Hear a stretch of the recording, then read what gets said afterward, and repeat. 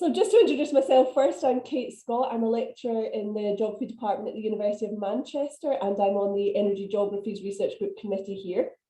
But I want to welcome our speakers today. We've got a team of researchers from Aalborg University in Denmark, and they're going to be talking about energy technology and gendered household practices. So just to briefly introduce them, we have Kirsten Gram-Hanssen, Lena Valdorff Madsen. Oh yes, that's quite good if you wave. So we know which one who we're looking at. Lena Kryger Aagard and Aggeliki Aggeli. So I hope I got those names okay. So you guys, they're from the Sustainable Cities and Everyday Practices Research Group. And they're very interested in how emerging technologies, they'll tell us more, but maybe renewable energy technologies, smart meters take part in transforming gender and everyday practices. So I'll pass over to them. They're going to give about a 40-minute talk. Then we have about half an hour, but we do have this session allocated an hour and a half in total for question and discussion. Hopefully some quite productive discussion, not just putting questions at them, but also happy to hear about other people's research and anecdotes from that. As the talk goes on, feel free to write a question in the chat function and we can come back to you after the presentation, or we'll be asking just people to raise their hands as well. So we can maybe switch on our cameras after the presentation and have a nice discussion. All right, Kirsten, am I passing over to you first? I think you've got some slides to share. Yeah, thank you very much. And yeah, I will start, and Lena and Aggeliki will come in later on. Shall I start to share? Yeah, that's good. I'll let you know that it's... Yeah, let you know if it's not good. Perfect. So, yeah, that's it. Thank you very much for organizing and inviting us to do this talk. It's a nice way to come out and share our work with the international community.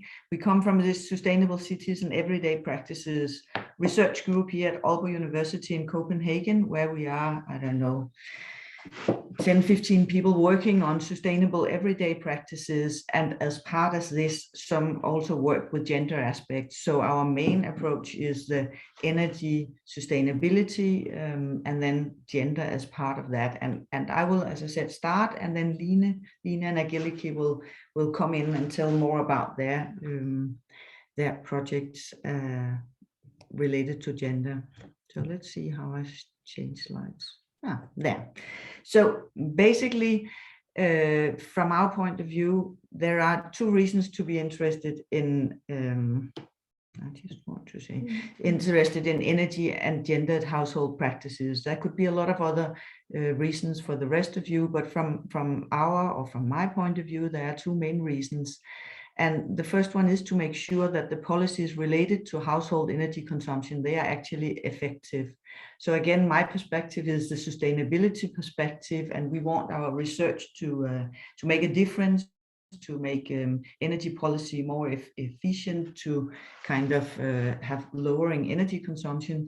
And if we don't understand what is going on in real life in the homes, with the everyday practices we want to change, then we're not sure that this policy will be effective. And if part of what is going on in the everyday practices relates to gender, then we need to know more about gender. So this is one of the reasons for us to be interested in gender in relation to energy and emerging technologies, smart technologies. But of course, the other part of it is also to make sure that energy policy do not have unintended consequences for gender equality. So if you make policy, if you do initiatives in relation to everyday practices in the home, and you don't have a perspective, you don't have knowledge or anything about gender involved in it, then we might see that the policy will have some unintended negative consequences for gender equality, and that would be, yeah, we don't want that. So a little bit more about our starting points, as our research, the name in our research group maybe also intend to, then we focus on practices in our research. So we don't study energy consumption, and we don't study gender, we don't study technology, we study everyday practices. And while focusing on and studying everyday practices, we learn about gender, technology, energy, whatsoever. But the point of departure for the study is on practices. And also one of the starting points is that we believe and we see some significant differences between men and women in the practices performed and in the way men and women express interest related to energy and to technology. So there are some differences related to men and women, but at the same time as we have this starting point, we also have the other starting point that gender is something we do, it's not something we are. So we want to kind of balancing this, including questions of what men and women do and are, and counting men and women, but also not stick to any stereotypes of what are men and women doing. So that's a balancing, you could say. And then finally, we have a starting point in the transition in the energy systems will have some major implications for the everyday life in the future. And maybe I haven't said and should say in this forum that our research focus is in the global north or in Denmark. It's not kind of a global perspective of the south. It might be relevant what we are doing, but you can also say from a climate perspective and changing energy consumption in households, it's much more relevant to focus on what is going on in the rich part of the world. So that's where our focus is. So the energy transition and smart home technologies, what are happening? Maybe all of you know this, maybe it's new to some of you, but I think it's important to start to state what it is that is going to happen or are happening right now with the energy systems, because it's changing towards renewable, fluctuating energy production. In Denmark already, I think the majority of energy comes from renewable sources, and within the next 20 years, it will be all of it coming from renewable sources. And I suppose the same is going on in most of the rest of the world. And this means that we will have much more energy when the sun shines and the wind blows. We will have fluctuating energy, and then the linking of time of production and time of consumption becomes essential, because storage and wasting energy that is there is a major problem. So we need to have this balancing into the system. We also go from a situation in the older energy system where we have big, large supply that just delivered anything that households needed. And we will have a future, we are already partly there, but we will have it still more, where we go towards many smaller production and storage units rather than few big ones. So we need an energy system where a lot of small units of consumption and production have to be linked together. And the only way this can work is by digitalization and by smart control that can link production and consumption together. And this is one of the reasons why we are seeing a lot of more smart home technologies, and also why we are expecting a lot more smart home technologies in the homes, not necessarily from our research point of view, something that we think is the best way or the only way. We just realize that this is what we must expect come into being, and therefore we are quite interested in following how does that influence the everyday practices and the gender relations when we will have these new technologies in linking production and consumption. And together with this, we also see some new types of consumer roles rather than just consuming energy, doing our everyday practices and by that consume energy. We also as households become prosumers that produce energy ourselves, and you could say we become flexumers, households that deliver flexibility to the energy system by consuming energy at the right times when there's enough energy and switching off when there is not enough. So just a quick definition of what do we talk about when we say smart home and smart technology, and there's a lot of different definitions out there. What I've put in here is my own definition I made together with Sarah Derby. And it's a smart home is one in which communication networks links, sensors, appliances, control, and other devices to allow for remote monitoring and control by occupants and others in order to provide frequent and regular services to occupants and to the electricity system. And I think what is maybe important for me in this definition compared to other definitions is that it might be the occupants that control the energy, but it might also be someone from outside the house that control it. It might be energy utilities that control consumption, and that's part of what is capable in the smart home systems. And it might also be the smart home delivers services not only to those living in the home, but also to the energy system. At least that's part of some of these flexibility discussions. And then a little bit more about the gender division of labor in household work. We live in Denmark. It's a quite egalitarian country. We used to say to ourselves and think, but quite obviously, women spend much more time on routines related to shopping, preparing food, and doing laundry. So a lot of the traditional everyday practices are performed more by women than by men. If we take cooking and look at this time use study I have shown here, we see that 43% of men are active in cooking every day, and they use about 1 hour on average, these men. But compared to that, 73% of the women are active every day, and they use almost 2 hours.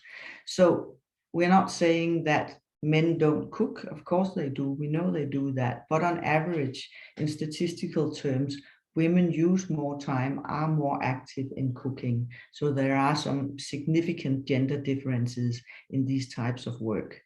On the other hand, men also spend more time on do-it-yourself in gardening activities.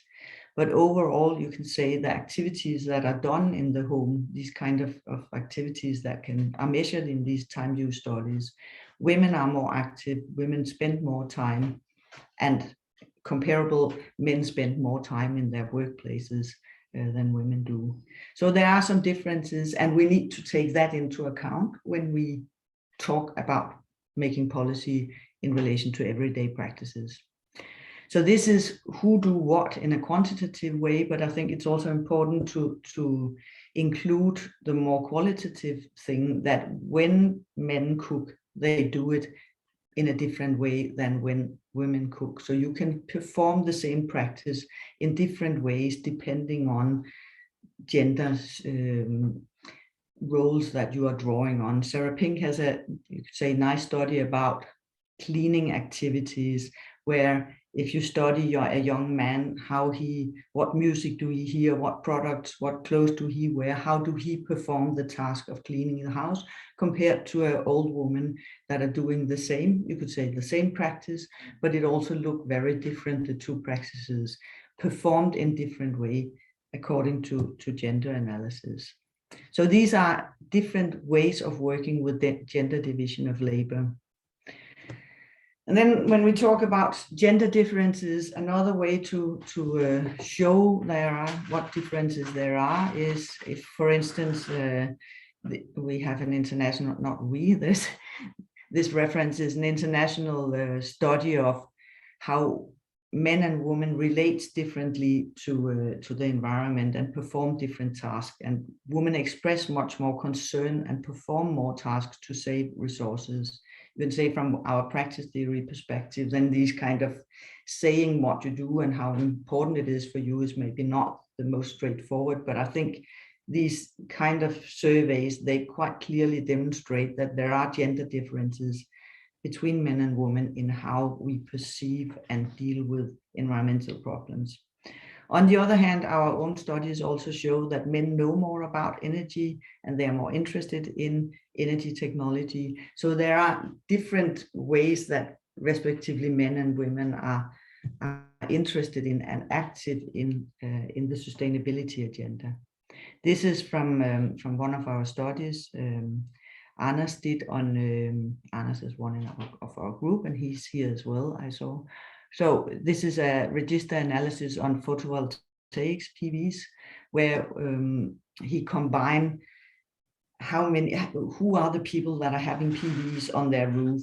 And if we see related to technical education, we could say that only 17% of the population in Denmark, 17% of the population in Denmark have a technical education. But if we look at those who have the PVs on their roof, it's almost 40%. So there's a huge difference in who are having these PVs, who dare to invest in and go into these types of new technology. And the same goes for gender.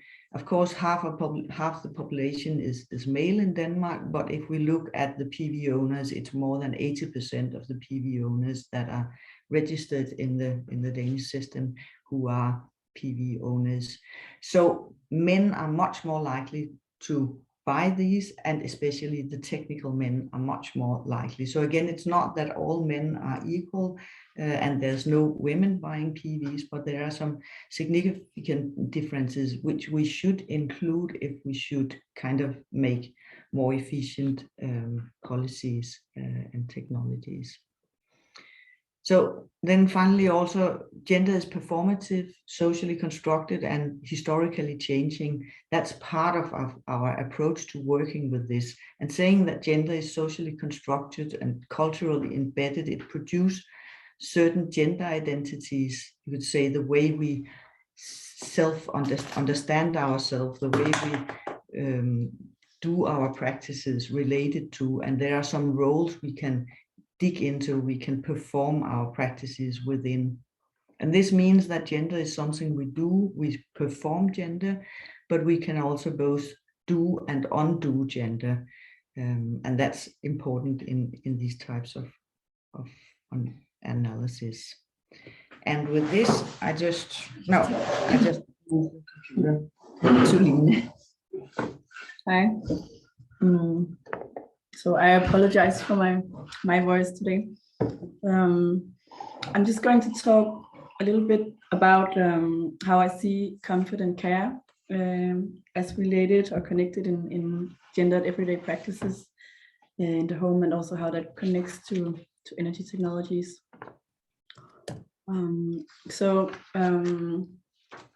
First, well, we know that home comfort and household energy use are closely interlinked in everyday life practices. And we know that these meanings of home comfort are essential in terms of well-being and equality and sustainability in housing. And comfort can be understood as, comfort in the home can be understood as something that is socially shared, and also as a socially shared understanding and practices, and also as a background for the performance of different everyday practices. And then energy is consumed in houses to create these comfortable homes for the residents, and this is done through everyday practices. So there are also some differences in how householders perform practices related to home comfort and also to housework, as we've seen, and the use of energy technologies. So as Kirsten also said, gender can be performed in practices in multiple ways. And yeah, for example, also in the performance of everyday practices in the home. And smart technologies take part in these everyday practices of householders. So they are material elements that can disrupt and potentially also reorder everyday routines. The visions of smart home technology are largely gendered.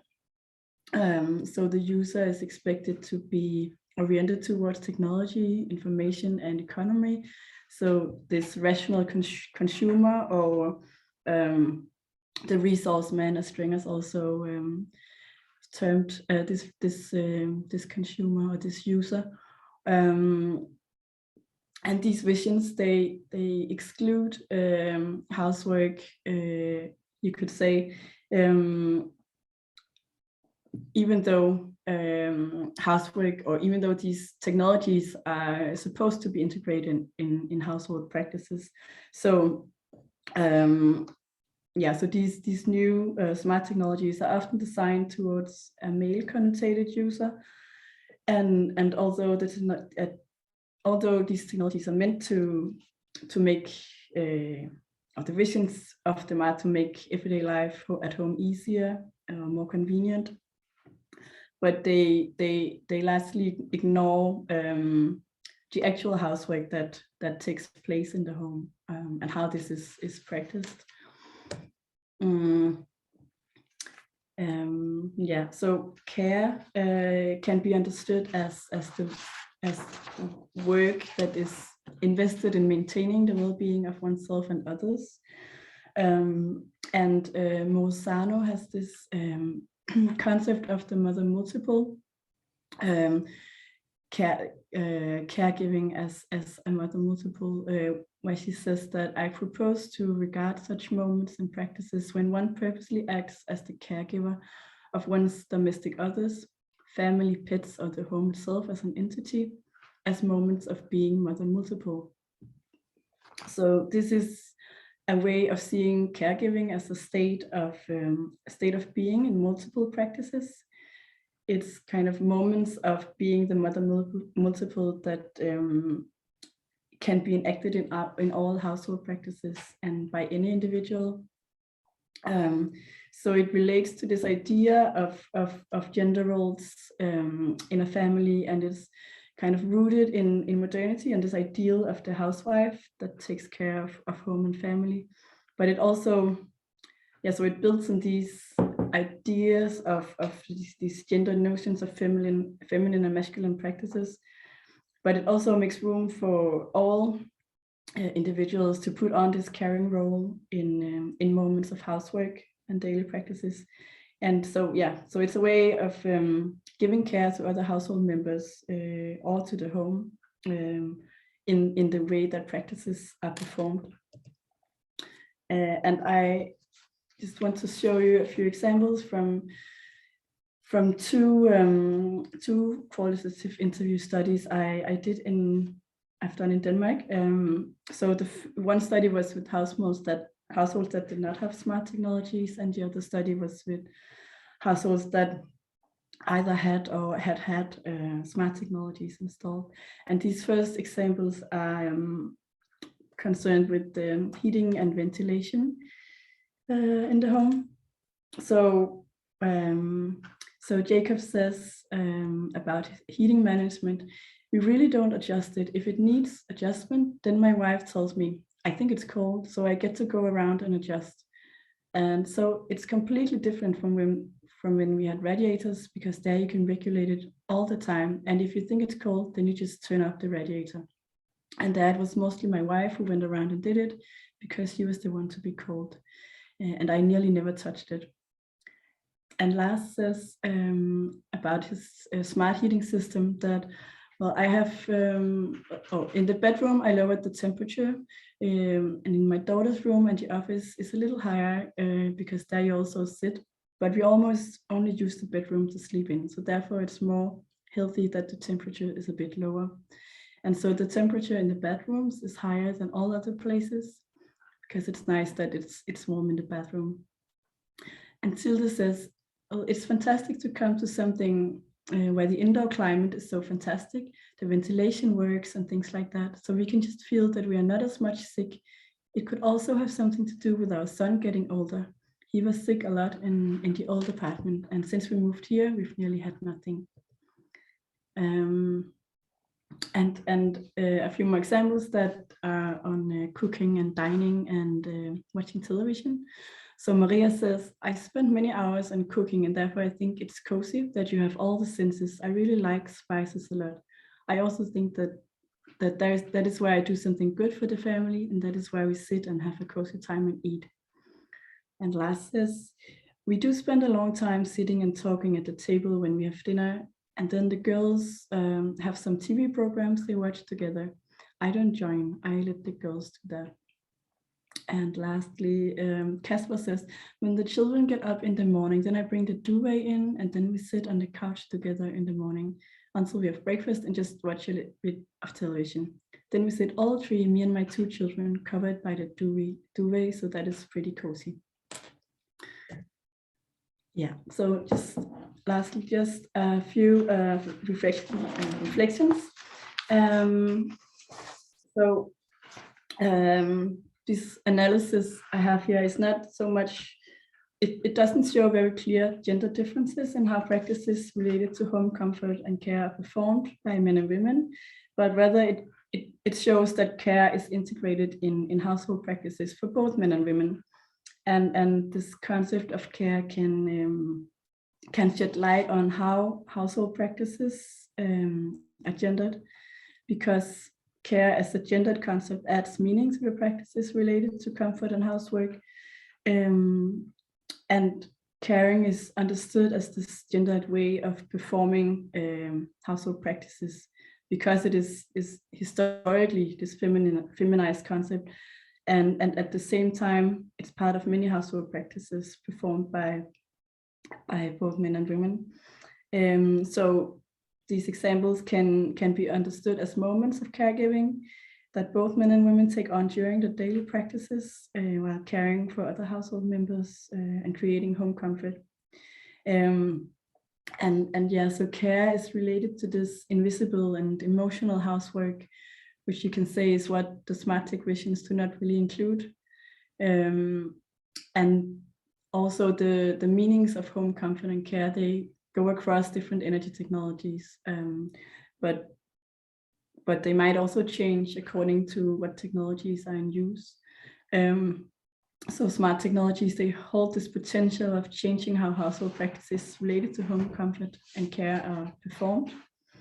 And it's just some questions that I still need to look more into, I think, is how does these smart technologies that are connected to the masculine, how do they accommodate to these meanings of care and comfort in the home and this performance of housework? And also, does this introduction of new smart technologies in the home change and maybe also revalue the meanings of housework? Yeah, pass on to Line. Yeah, thank you. Hello, I will just present to you some of the perspectives and findings from my PhD study on the same topic, smart home technology and gender. And just for a quick intro, like we already heard, these smart technologies, they play a role in the energy transition by automating various processes, and they not only affect the material arrangements in the homes, but also they change how practices are performed, as we heard, and as such they also affect social relations and domestic roles. And in my PhD, I investigate this subject also, how smart home technology is involved in everyday practices and how household members experience this. And I wasn't focusing on gender initially, but throughout my fieldwork, I found out that this is a very central topic. Yeah, so just a bit about the existing research on smart home technology and its relation to gender roles and practices. I will just present some key concepts that I'm working with, and some of it, one concept is digital housekeeping, which refers to the tasks and work involved in setting up and maintaining a networked home. And in a way, it can be contrasted to more traditional forms of housework, such as cooking and cleaning. And research also shows that there tend to be mostly one person who's in charge of the digital housekeeping, and this often tends to be a man. And furthermore, research on the design of smart homes indicate that men are the primary target group, and the concept of the resource man, which has already been mentioned, is capturing how smart energy industry envisions the ideal consumer as male and rational, and kind of like this micro engineer. And Jolandi Strengers has, together with Nicole's, conducted research on the implementation of smart home technology in Australia. And their findings indicate that, I will read the quote, other,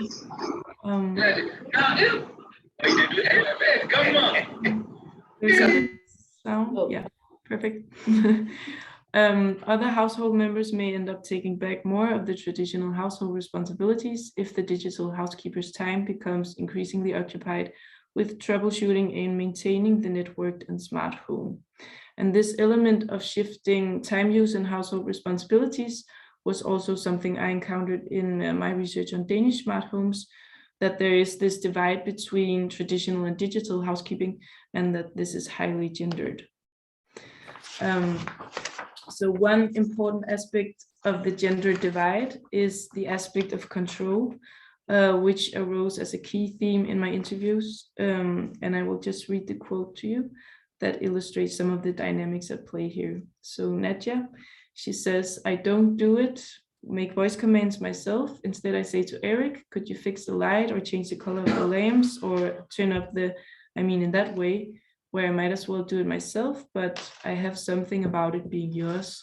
Like when I say turn off the music to Eric, her partner, where I could have just said it myself. I just had to add one more word, Google, then it would have done it. Then I put it on you, all that fancy stuff." And Eric says, "What I started up, I get to control myself." Yes, exactly. Yeah, and in general, the use and management of the technologies were clearly divided in the household I visited. It would generally be the men who used the technology and appreciated it more. And also a large part of the female participants, they were reluctant to interact with the technology. And often when they did so, they did it through their partners. And there were also several examples of female participants having trouble with, for instance, talking to the voice assistants, indicating that these are not as good at picking up the voices of women, which is a tendency that is confirmed also in other research. And in this slide, I will just touch upon some of the implications for social practices. And I will continue with another quote from this couple, Nadia and Eric, that illustrates how the implementation of new technology could further reinforce existing divisions of household responsibilities. So I ask, do you feel that the division of tasks has changed with these technologies, that any roles have changed? Eric says, no, I think the roles have just become more affirmed. I would say, at least in our home, it's always been me who takes care of all technical and technology. And since we added more technology to our everyday, then I've been granted a bigger part of those tasks. Another finding is in my research is that existing practices are changed with the technology, and relating to this, roles also change. So another couple, Marcus and Emma, they had plant sensors that could send notifications, and they had a robot vacuum cleaner and a robot lawnmower, which has changed more traditional household tasks and cleaning activities, and they no longer require the same manual labor, but instead digital housekeeping. So Marcus, he says, your Emma, his partner, is actually lucky now. I water the plants way more. I never watered the plants before. It's only within the last year I began doing it. When I get a notification, then sure, I'll do it. Emma says, yes, I never do it anymore, only if Marcus says they need watering. Marcus says, but now I'm doing the watering. I just got a notification about doing it today. Vacuum cleaning, lawn mowing, watering plants, that's all something I love doing now. So this example of traditional household practices changing also raises the question of whether their very meaning is changed. So not only the material arrangements, but also this element of why do you perform a practice? So Marcus was not necessarily motivated to perform these practices because he wanted a clean house or stuff like this, but it can also be about enjoying programming and controlling the technologies. So the very meaning or the goal of a practice is also changed in this process. So just some points to sum up. First of all, these new technologies can form a point of control in the home that's mainly available to the main digital housekeeper, which is most often a man.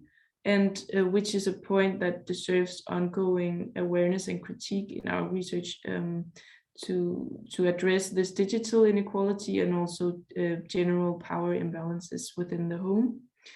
And also, it's important to draw attention to how the technology results in new practices, including various forms of digital housekeeping and also both elements of work and play, but also that existing practices are affected, such as traditional housework being changed.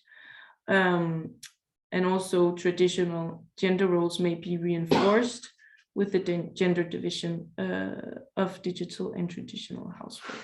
So I think that's all for me. So Aggeliki? Yeah, I'm gonna share my screen now. Yeah, So maybe stop. I think I have to stop sharing. I just need to find out. No, it worked. You overruled me. Yeah, we can see yours, Aggeliki. Yes, thanks. I'm trying to, yeah, that's it. So hello, everyone. So I'm just going to continue and kind of connect some of the points that Kirsten and Lena also mentioned. And I'm going to talk about gender and discuss housekeeping, but in a different way. Introduce the idea of the cognitive elements of housekeeping in line with the kind of ordinary or physical housekeeping and how that relates to the actual home and everyday practices. So everyday housekeeping at home, we can say it includes two kinds, which again is the traditional, the ordinary or the physical housekeeping, which is the practices that we do and they're very obvious and visible: cleaning, cooking, organizing, doing shopping. And then the digital housekeeping, which is pretty much relating, like Lena just mentioned before, in terms of control and maintenance of digital technologies. And I'm going to focus specifically on the idea of the digital housekeeping of energy systems at home. However, if we kind of zoom into the housekeeping, as I mentioned, we can understand there are elements that are quite visible or physical that are performed, but also there are the cognitive, or the idea of the mental kind of load or the mental labor that takes place, which includes different aspects. And again, Lena picked up on that with the idea of care, which relates to the more emotional or the more invisible aspects. So again, there is a lot of research, and as Kirsten earlier also showed with her diagrams, the ordinary or the physical kind of housekeeping is highly gendered. It still disproportionately affects women. We see a higher percentage of women performing practices, giving more time, but at the same time, it's not just the actual time that is the important thing here, but it is the way things are performed, and also in what way they are emotionally involved, and that involves their kind of more cognitive tasks and how this affects other parts of their lives.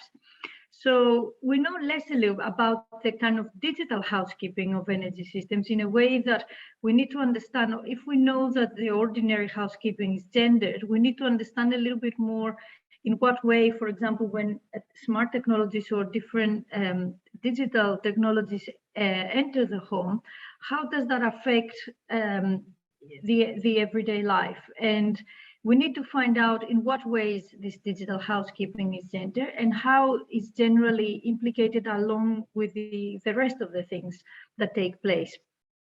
We need to understand that because it's important to kind of use it as an element to effectively manage this energy transition, and especially the energy efficiency of households.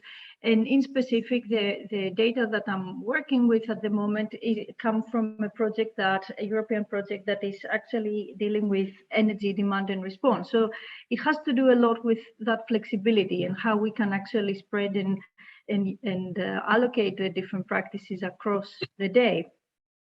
And part of this is also important to understand in order to achieve this kind of flexibility in everyday practices. And we need to understand how things are negotiated at home and how they're coordinated between the different members. So in this case, how does the digital housekeeping intersect with the ordinary housekeeping, and in what way some of those more invisible aspects have a role? So the project that I'm working on is still ongoing. It's a European Horizon project, and part of what I'm going to show you is still some empirical data that we're collecting, primarily through some home tours and interviews, but also through participatory workshops that we run in our 3 pilots. So we started to kind of wonder how we can, first of all, map what this digital housekeeping means in terms of what it is and how then is it gender. So if we look at the physical aspects of the digital housekeeping, we can observe in the sample that we have that it has to do a lot with the control and management of photovoltaics and the battery systems, a lot of the monitoring of the smart meters and monitoring the consumption in general, but as well as coordinating all those settings through different interfaces and applications people use either in their phones or other devices. And also maintaining those devices that people use in order to access their energy system, and also the practical aspects of paying bills or settling any financial issues through it. So these are the observable things that are easy to kind of find out. However, there are a lot of cognitive aspects that exist, and this is where it gets more complicated, because a lot of these things are more difficult to extract and are more difficult to understand in what ways they might be gender. So for example, anticipating different amendments in the operation of this system. So different variations in everyday life, such as, you know, going on vacation or going away or changing in a seasonal way what we need in winter or summer. And this is again something that looks that it's kind of taken care of again mostly by women in this anticipation, and then the coordination of energy system with other routines that go on. So, and that's my point further as well, is how the digital housekeeping actually intersects with the ordinary housekeeping, and who does what and how is that negotiated with the tasks and the demands of everyday life. Then also the idea of planning maintenances or anticipating things that might arise because of this.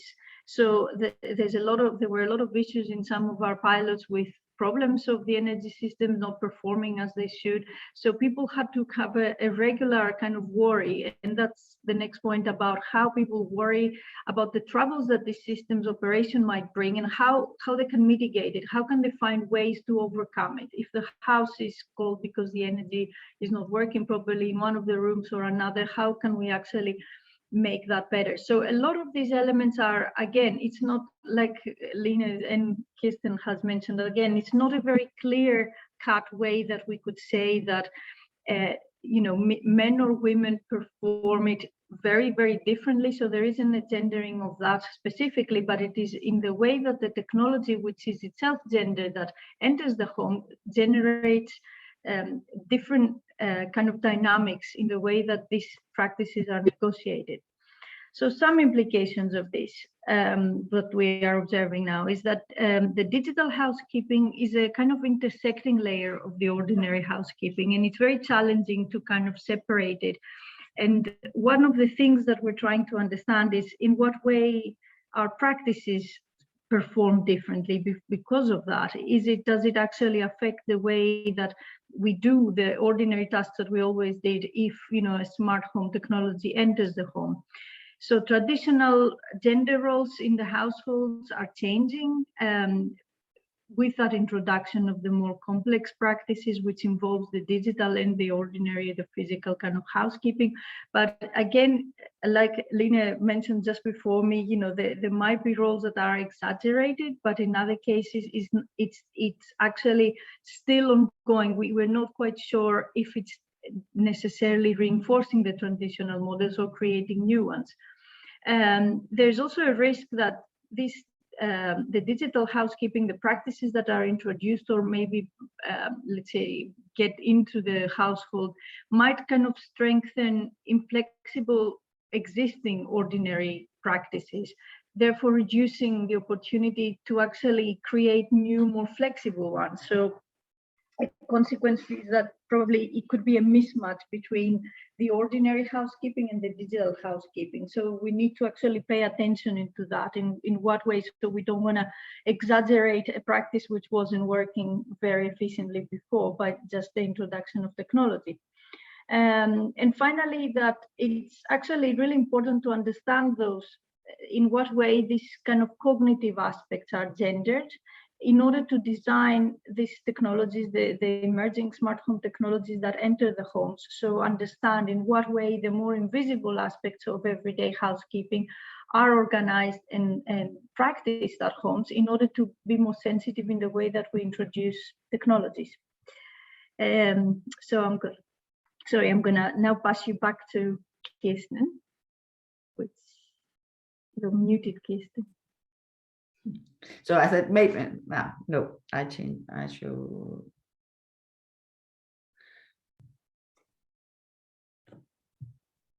Share.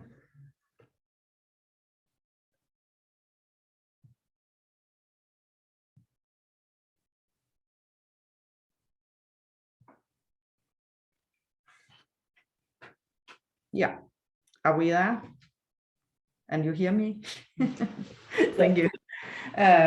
So just I'm quickly trying to round off now. I think we have talked quite a lot.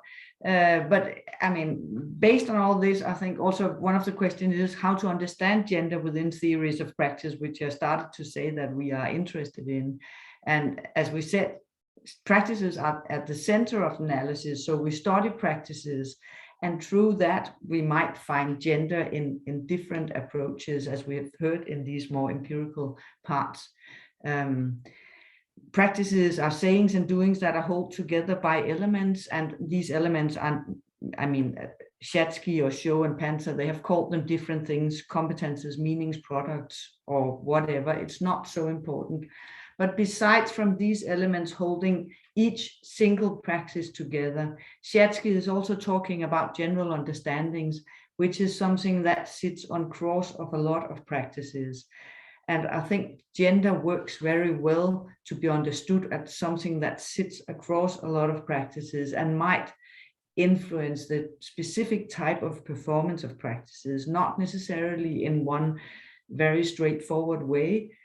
Men can care, or not can, men do care for their children as well, and men do clean as well as women, but it still makes sense to understand part of these practices as gendered in different ways. And this is our theoretical approach. I wrote a piece together with Mette Mecklenborg from our research group on that.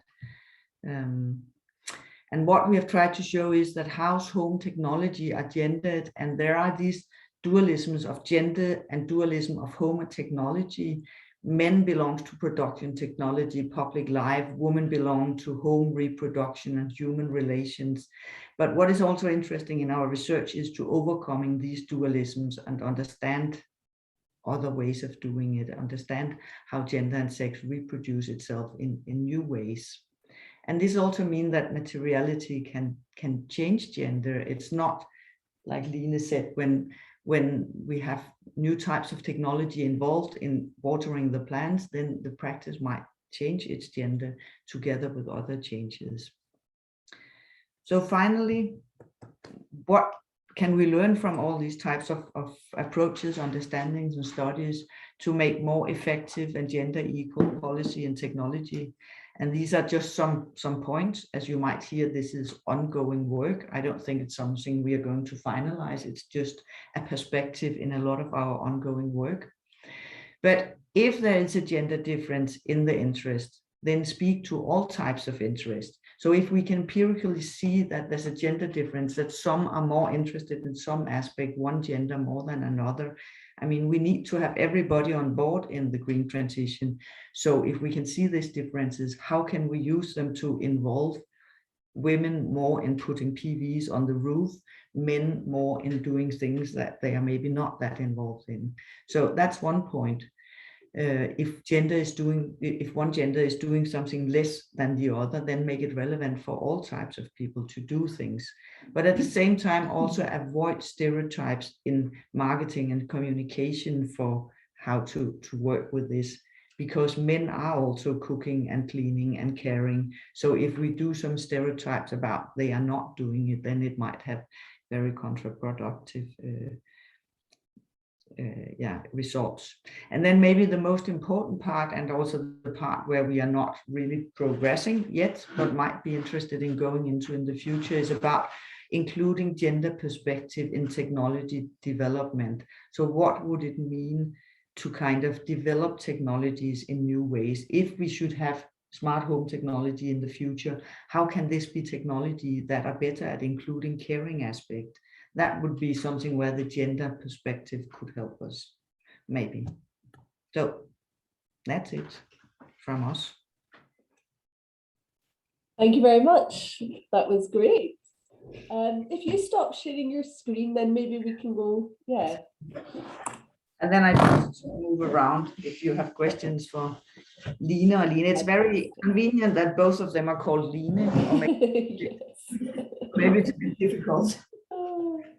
Well, thank you very much. There's a lot of cheers from the audience that we can't hear just now because we're all on mute, but it really was really interesting and nice to hear your different projects and how that all ties together. I thought that was really nice. If people are happy to, it'd be great if you can switch on your cameras. We've got already a couple of questions in the chat, which I will come to. I'm going to invite people to say them themselves. And if it goes quiet, of course, I'm happy to answer them. There's a few for clarification and a few digging into your research in a bit more.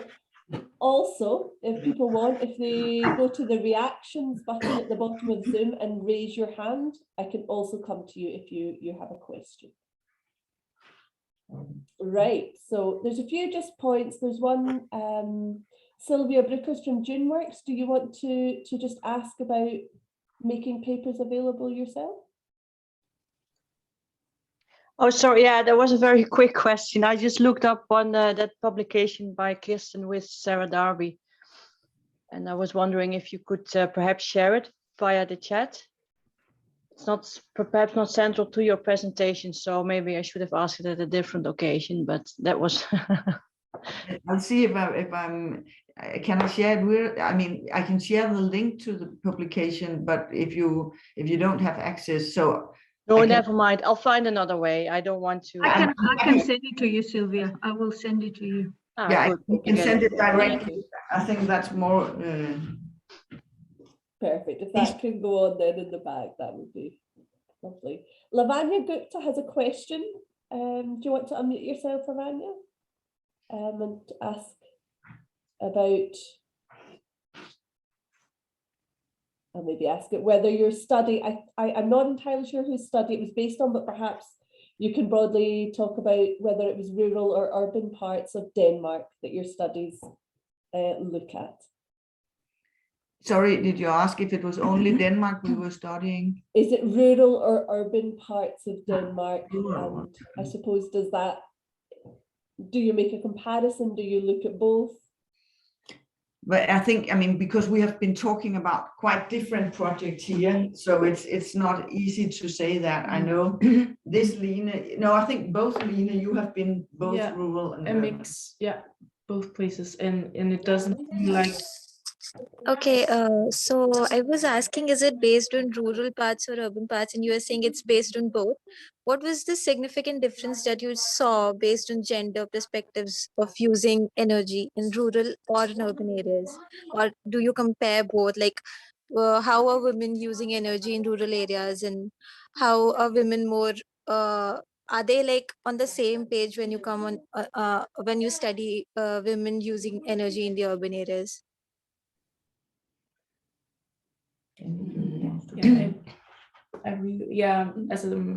Jeg har ikke rigtig studeret energy use.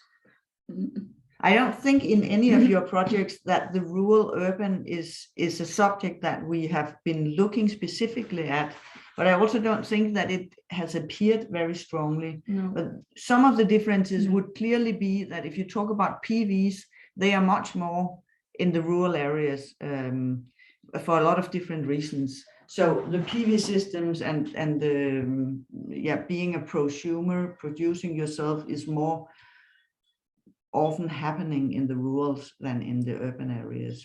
But okay, thank you. Because I belong from India and there is a huge difference of energy use. So that is why I was asking what is the scene there. Oh, and I don't think the difference is in Denmark. There's not a lot of big differences. There are some actual differences, but not in the practice.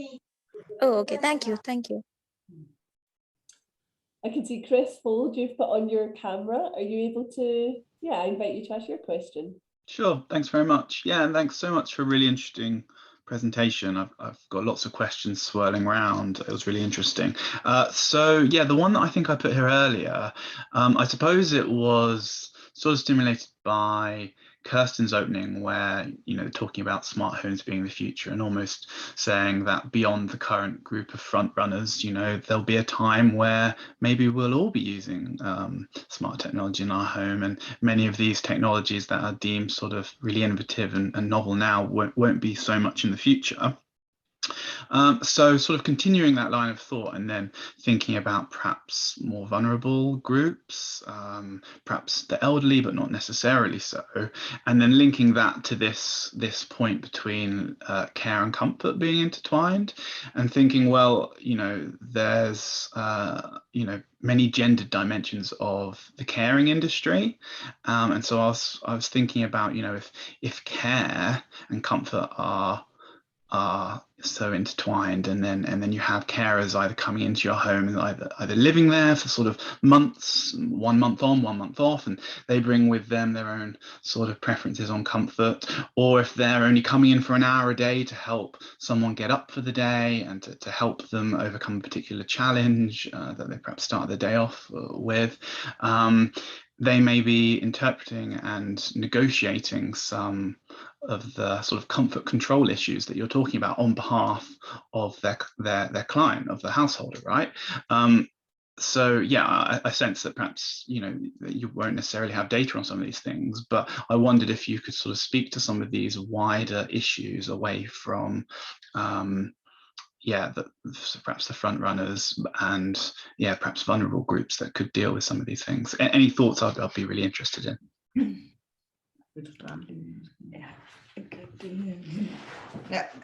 I don't think we have research specifically on this, but there's a lot of things that you say that resonate some of our research, and one thing is obviously that the elder people, they have much more difficulties in dealing with these things than younger people. So there's maybe there's a gender. I think this Line, sorry, this Line showed us how in the front runners there are very strong gender dimensions, that it's the men who are kind of playing with these things. But if we go into the other types of households that just have the technology because the houses had them when they bought the house, or they had it for other reasons, then the gender differences are not as big. But there's an age difference that the old people, one of my PhD, Simon, did something on that the older people have much more difficulties in dealing with this. So if we are right that this will be the future, then there will be some, you could say, mismatch between what does it mean to not be able to handle this, and how will you suffer from that? And as you say, if it will be caretakers who will help with that. But you might say some of this is already happening. Some older people already have problems about relating to their technologies and dealing with them, and a lot of different people comes to their home and help or not help. So in the ideal world, you could say, if we have new, better technologies that were developed with a care perspective in mind, would it be possible to kind of make this a better solution that we have now? Or I think if we don't think about it, if nobody think about it, it will be a problem in the future. Yeah, I maybe also forgot to specify, yeah, that my group of informants or participants, yeah, then the male participants were definitely within this front runner category. And I also saw some tendencies of caregiving, but in a very different way.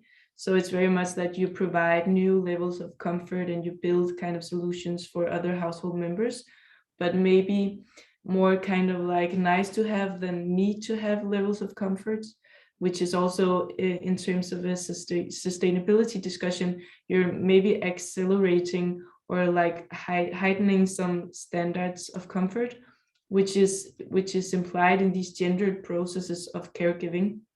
And also caregiving, you can also, so it's new forms of caregiving that we can also discuss in when we compare our materials, that is it a masculine form, and also even if in a wider perspective, how are the companies, the technology companies, also involved in this kind of care, because they also have agendas and can influence what does it mean to provide care and comfort in your home.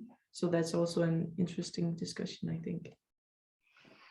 And Aggeliki, you want to answer to this also? Yeah, sure. I think mine does not relate directly with care, but what Chris just mentioned, and actually it's been quite obvious in our current study with households that there are a lot of retired couples that often the kind of man takes over the kind of digital systems, the energy system, and we've had actually 2 or 3 very strong cases where in one case, the old lady came to our workshop and her husband had died a week ago, and she was terrified with the idea that he had installed all the panels in the home, the solar panels. There was a lot of systems that she was not aware, and she came to the workshop as a way to ask, almost like, what can I do? How can I now take over this system? And she was quite, intimidated by that. In other cases, we had residents in the Netherlands, for example, suggesting that they had moved into a smart home as retired couple, and the system was already there. The home was very comfortable, but they said that the woman says that if my husband wasn't there, I don't know how I would have coped with the change, because I already had to adjust to a new home and then also a new system. And in fact, one of them also said that if my husband died, I will actually move out. I feel it's too much. So there are a lot of, at the moment, empirical kind of data saying that, there is still that kind of big, let's say, digital literacy. I don't know how we call it, the perception, and also a lot of kind of fear, especially in the older ages, about how these systems are entering our lives and how they can see themselves in the future. Thank you. We have Khalid to ask your question, then I'll come to those that have their hands up, and then I'll go back to the chat function. So Rehab, are you happy to ask your question? Thanks so much. Thank you, Kirsten and Linas and Aggeliki, for the very, very interesting presentation. There are lots of questions in my head as well, but I think I wanted to talk a bit about what Lina just said, and this idea of really looking at some of the broader trends with smart technologies, and to really kind of ask about the end goal, what the end goals are when we're designing these smart technologies, because we know that technology is gendered, and there are always gendered undercurrents, whether they're consciously done or unconsciously done in the design of technologies. But also, so I wanted to understand during your analysis, how do you see these trends changing in terms of the change in gendered roles within the house, which you have mentioned, but also in terms of whether the whole idea is to remove gender completely so that practices become completely genderless. But also taking that a step further and really, in sort of like a Black Mirror kind of thing, that are we trying to just completely take humans out of these practices related to comfort and care, which are, in a way they're so subjective and so personal, but there are lots of technologies now that are kind of taking over these practices. And so really, what are the implications for this, for society, but also for energy consumption, which clearly is going to be implicated. So I just wanted to hear your thoughts about this. Yeah, that's really good and interesting questions, and big ones. And I don't know if I can give any answers based on my own small study, but I think this thing with you're taking the humans out of these concepts is also like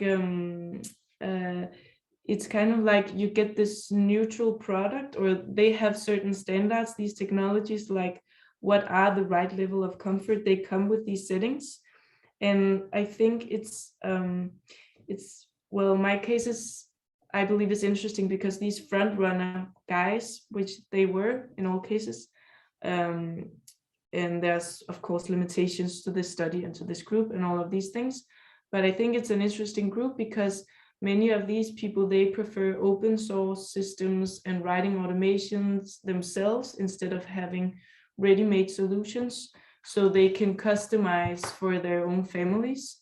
So I would say they weren't as much affected by the default settings and like the you could say, the paradigms of the technologies. Of course they are, because these technologies, they come with inscriptions, and but this was more kind of like a do-it-yourself group of people.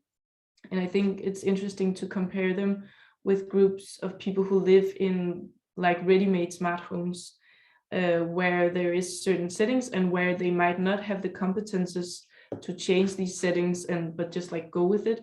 And we see a lot of examples from people doing workarounds and not using the technologies as intended. And we know this kind of story, but it also changes people's everyday life into like aligning with these technologies. So I'm not sure exactly how, but I'm sure that it definitely has an influence how these technologies are installed. And I've also done a study on like smart technology developers, interviewing them and their ideas and visions about the technologies, which is very much about like designing for kind of like passive users, or the technology, like to say, it should work without human interference. But this kind of creating passivity is also an energy issue, because then you're detached from your own energy consumption, and maybe the technologies can provide efficient solutions, but we also see that they provide like more resource use and more energy consumption. Yeah, that was just a rant. I don't know if anyone will. Oh, Kirsten, sorry, do you want to come in on that? It's just one of the things we are have not worked with, but I'm interested in is also, I mean, smart technologies are good. I'm not against smart technologies, but I think they are best at digital, objective, something that can be counted. And care is very much about something that cannot be stated as an on-off solution, when to, if then solution. I mean, there's a lot of good things about if then and digitalization, but care also includes some aspects that you cannot kind of program in that way.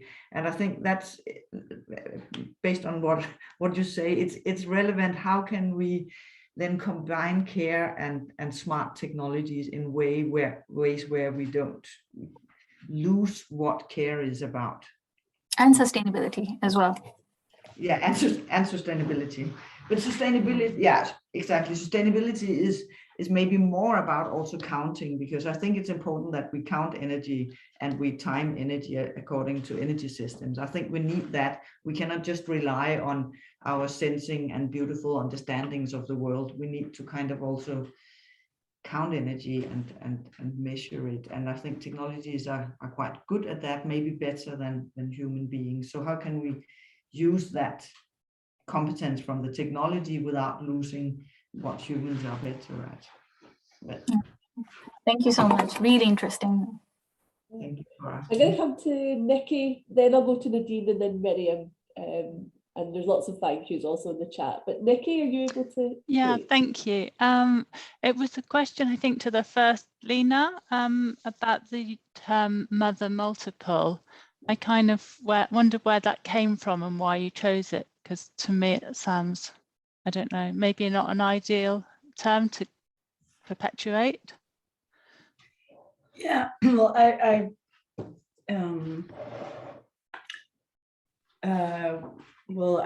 where it came from is, I think she built it on a study,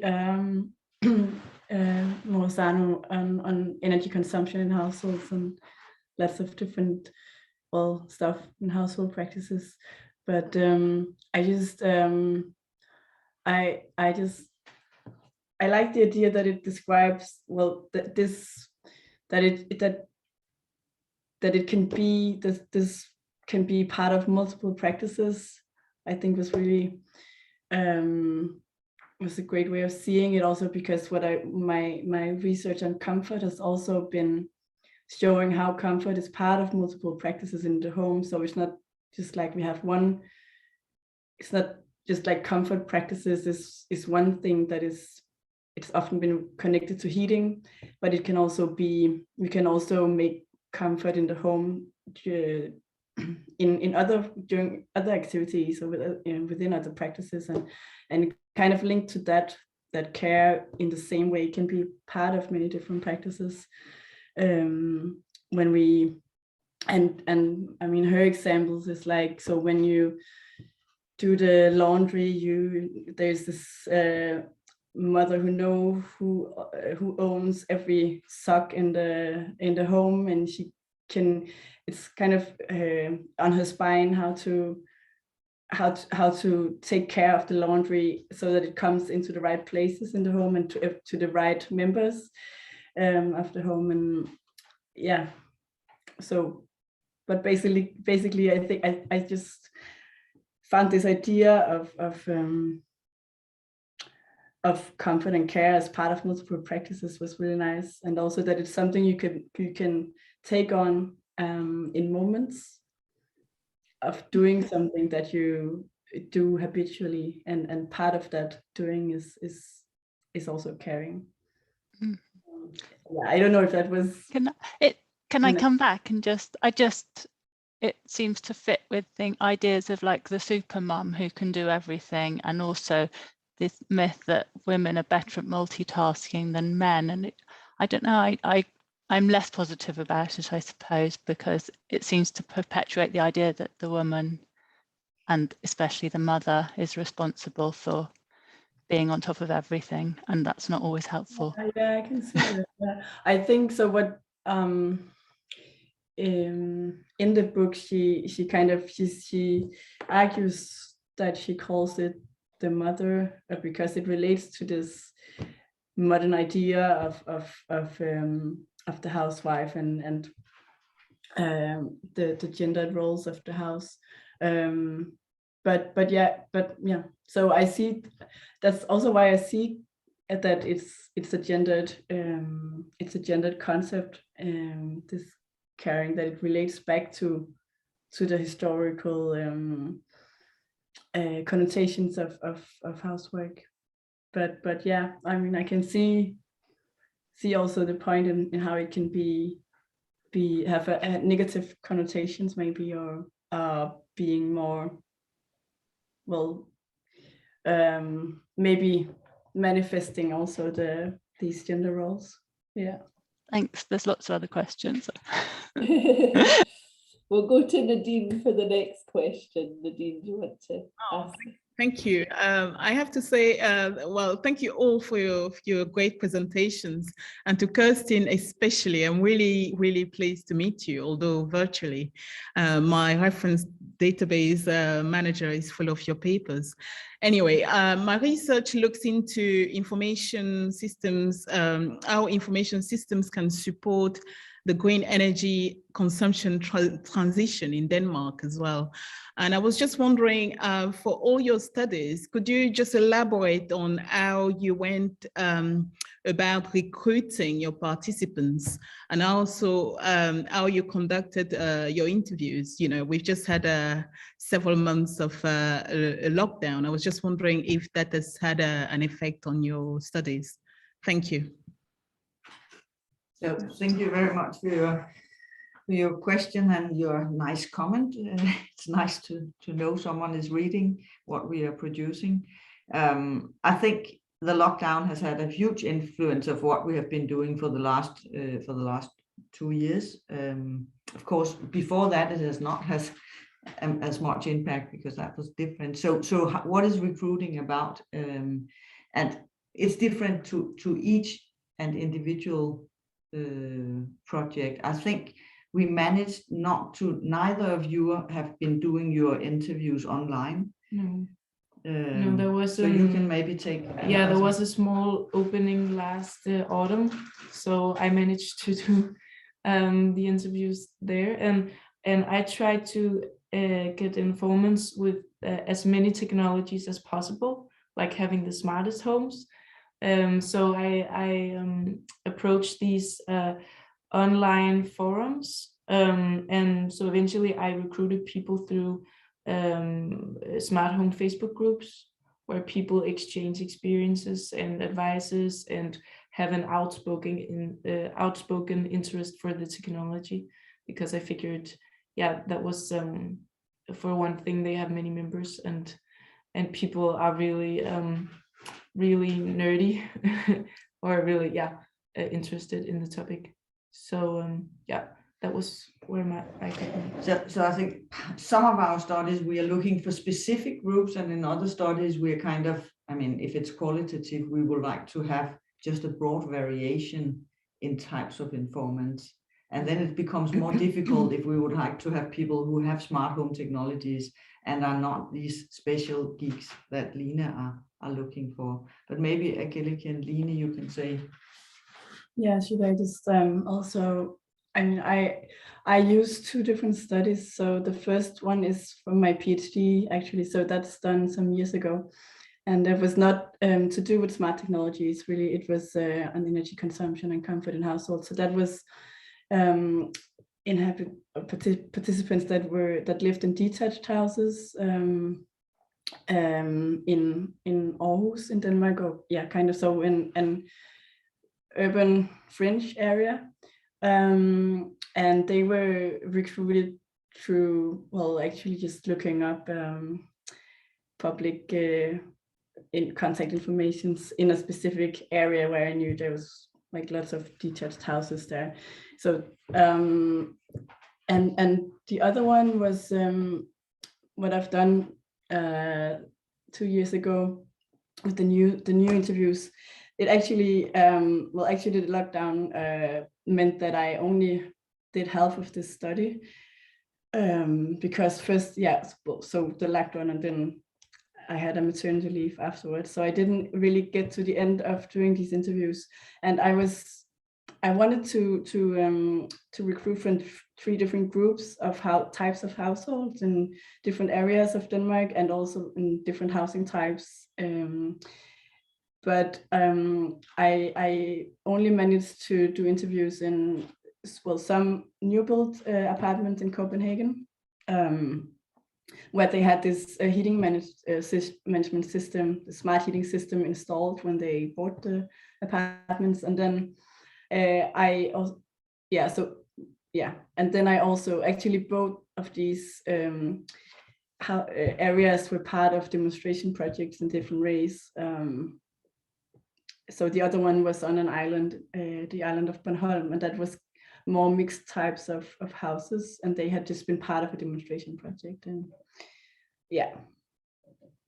So Aggeliki, you want to say something about? Yeah, no, I think it's a really good point, Nadine, about how we do that in the pandemic. And also I think we've had actually to do, and we're still collecting data, but it was right through the middle of the pandemic. So recruitment and engagement was quite hard. We had, fortunately, some good pilot partners that were local to the site, and they were able to start approaching people.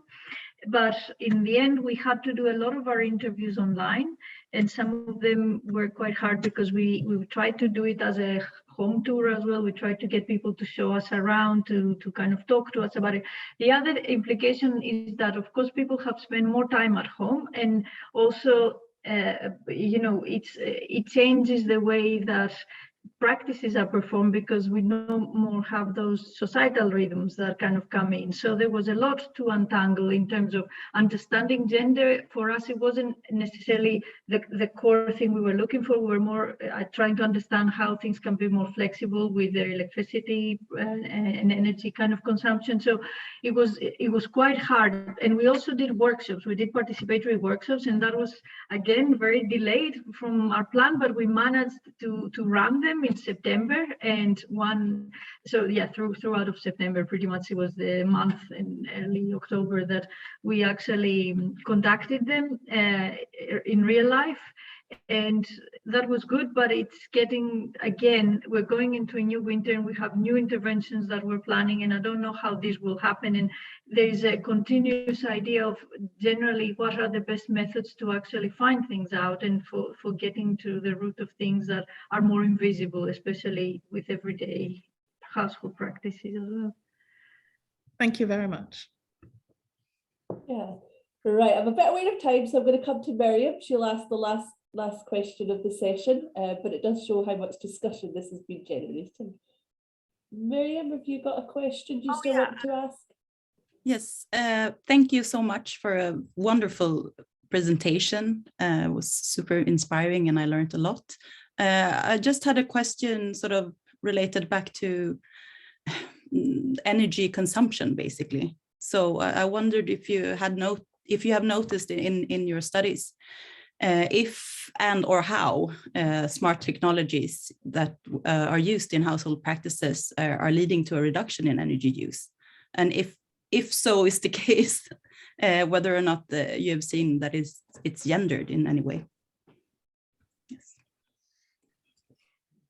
We don't have any. I mean, there's a lot of indications out there in the literature that smart home technologies are not leading to reductions. I don't think. I mean, the majority of what we have done so far is qualitative material, so we wouldn't be able to say anything substantial about it, and it's not been the case of what we've been looking at.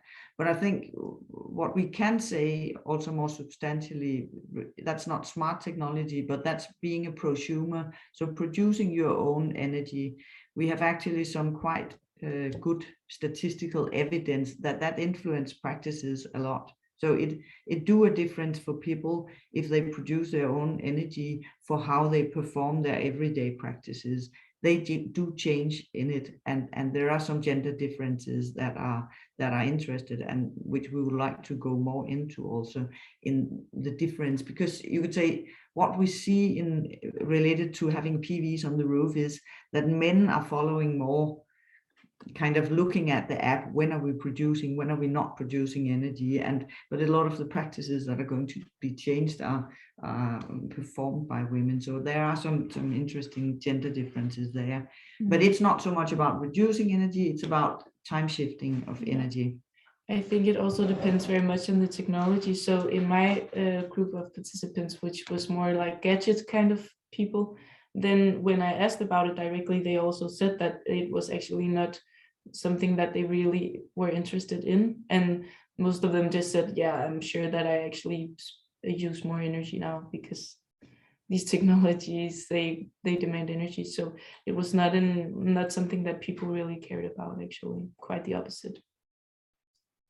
Yeah, I mean, that's my sort of impression also, that they sort of induce more energy consumption than sort of reduce. But still there is this sort of promise that we will have lower energy costs, but still sort of maintain same level of comfort or even cozier. So yeah, thank you so much. You're welcome. Thank you. I was going to round up, but I've noticed, Peter, you have your hand up where you wanted to come in there. Hi everyone. Sorry, I'm not asking a question. I just wanted to just give a quick notification to people. Thank you, all of you, for an amazing set of talks. That was absolutely fantastic. And I think the conversation that's gone on here in the questions and also in the chat has really testament to how interesting and valuable people have found this. So again, thanks. What I wanted to just quickly say though was that for those of you who were planning to come along to next week's webinar, which is with Ingrid Nelson, unfortunately we've had to postpone that webinar. It is in the UK, we're currently going or a lot of our colleagues are going on strike next week, and as such, in order to show solidarity, we're going to suspend our webinars for a week. I will send round information about when that webinar has been rescheduled to. We're expecting that it will be sometime in the coming year, so after Christmas. But we'll then pick up with our normal program the week after. Okay, so hopefully see you all there for that one, and sorry for the disappointment for those of you who wanted to see Ingrid speak. And I will end with a big thank you very much to our speakers and for the really productive discussion afterwards. It's been fantastic. Thank you very much to all of you for being here and posing questions. And I have to say, I'm not very good at reading the chat while I'm listening as well. So, but I will see that in the recording, or how do I get to the chat? I will make sure I save the chat and I can send you the chat. That would be so great. I think that is possible. And if anybody want us to send publication or anything, then just write to us and we will email you everything you want. So yes, please. Please just write an email to me and I'll send you whatever publications I can find. So thank you very much for. Thank you. All right, I will stop recording and send you the chat. Thank you, everyone. Bye. Bye.